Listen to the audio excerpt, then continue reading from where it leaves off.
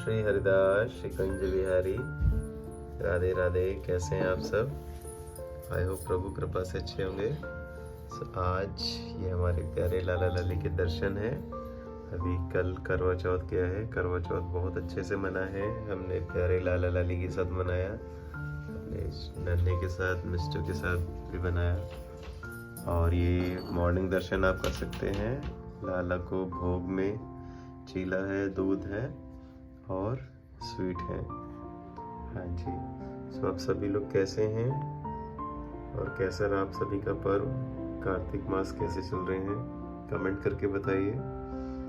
और अभी हम कार्तिक महात्म्य अध्याय 5 का पाठ करेंगे। और आइए हम पाठ की शुरुआत करते हैं।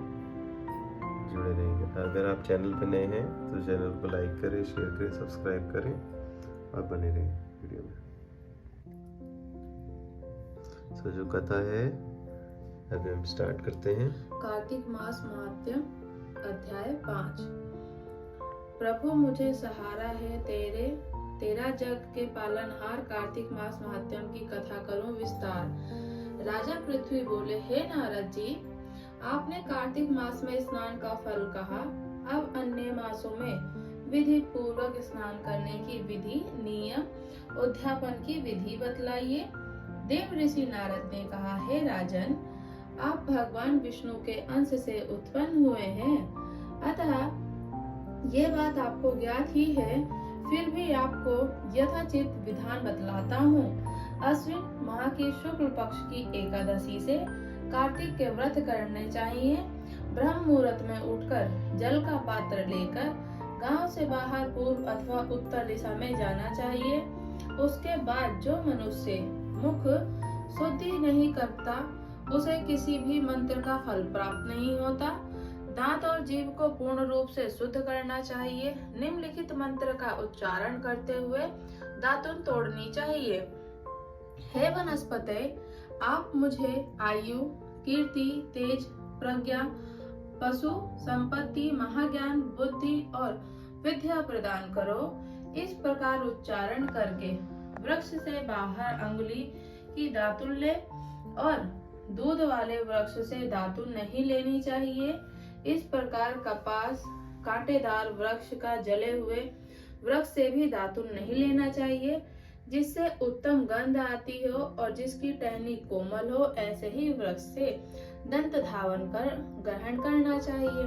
प्रति प्रथम अमावस्या, नवमी, छठी, रविवार को चंद्र और सूर्य ग्रहण में दातुन नहीं करनी चाहिए। तत्पश्चात भली भांति स्नान करके फूल माला, चंदन, पान आदि पूजा की सामग्री लेकर प्रसन्नचित्त व भक्ति पूर्व विशाल्यम से जाकर सभी देव देवताओं को अर्ध आचमन्य आदि वस्तुओं से पृथक पृथक पूजा करके प्रार्थना एवं प्रणाम करना चाहिए।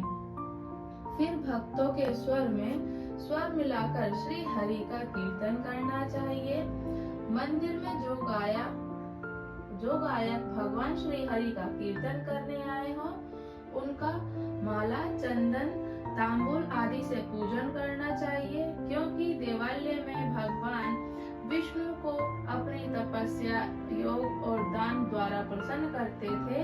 परंतु कलयुग में भगवत गुणगान के ही भगवान श्री हरि को प्रसन्न करने का एकमात्र साधन माना गया है। नारद जी राजा पृथ्वी से बोले, हे राजन, एक बार मैंने भगवान से पूछा कि हे प्रभु, आप सबसे अधिक निवास कहाँ करते हैं? तो इसका उत्तर देते हुए भगवान ने कहा, हे नारद, मैं वैकुंठ या योगियों के हृदय में ही निवास नहीं करता, अपितु जहाँ मेरे भगत मेरा कीर्तन करते हैं, मैं वहाँ अवश्य निवास करता हूँ। जो मनुष्य चंदन, माला आदि से मेरे भक्तों का पूजन करते हैं, उनसे मेरी प्रीति होती है और जैसे कि मेरे पूजन से भी हो सकती है। नारद जी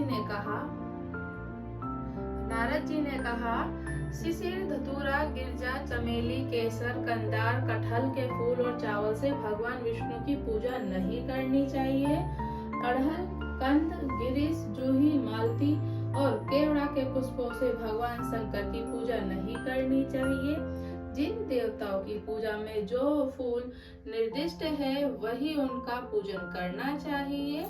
पूजन समाप्ति के बाद भगवान से क्षमा प्रार्थना करनी चाहिए, यथा हे सूर्यवर, हे देव, ना मैं मंत्र जानता हूँ, ना मैं क्रिया जानता हूँ, ना मैं भक्ति से ही हीन हूँ, और मैंने जो कुछ भी आपकी पूजा की उसे पूरा करें। ऐसी प्रार्थना करने के पश्चात साष्टांग प्रणाम करें। भगवत कीर्तन करना चाहिए, श्री हरि की कथा सुननी चाहिए और प्रसाद ग्रहण करना चाहिए। जो मनुष्य उपरोक्त विधि के अनुसार कार्तिक व्रत का अनुष्ठान करते हैं वे जगत के सभी सुखों को भोगते हुए अंत में मुक्ति को प्राप्त होते हैं। तो बोले श्री भगवान विष्णु की जय। कार्तिक मास महात्म्य अध्याय 5 का अंत हुआ। Radhe Radhe. Shri Haridas Shri Kunj Bihari. Comment share like जरूर कीजिएगा। राधे राधे।